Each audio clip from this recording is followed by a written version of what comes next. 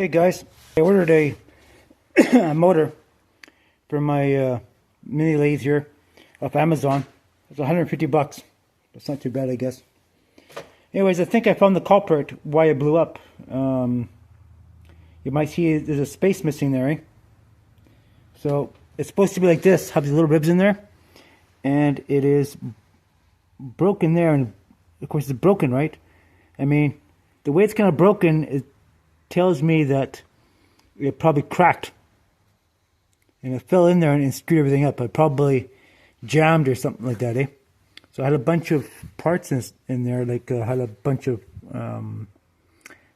like some kind of plastic. It just took it out on the inside. So anyways, I don't know. I'm not gonna put it back in there. I think it's pretty much had it. So I don't know. It looks like that's what it could be. You can tell by the way it's kind of broken, right? I mean, that wouldn't come from factory like that, and there'd be no reason for it to come like that anyway.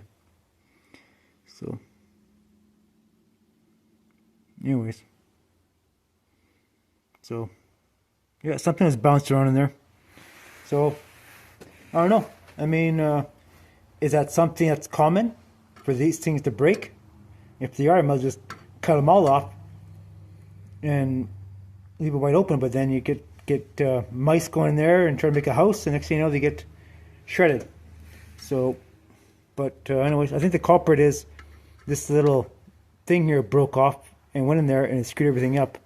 And just, while of course it was heating up because I was turning that big chunk of metal that was in there. And, you know, it started smoking. And I thought it was the brushes, but it wasn't the brushes. It's just, this got too hot. So anyways, whatever. I'm just going to get me another motor and stick it in there. It's a replacement motor.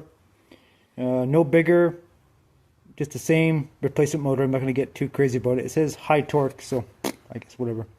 Just keep it the same. No point upgrading it. Just leave it the way it is. I mean, they upgraded. You get like a 150 watt for 150, or the 750 watt for 250.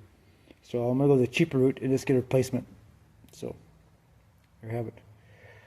So anyways, yeah, so maybe that was the culprit, maybe not.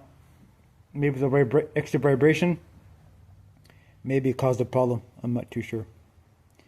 Anyways guys, thanks for watching my video, and stay tuned for more updates on the mini lathe repair. Bye for now.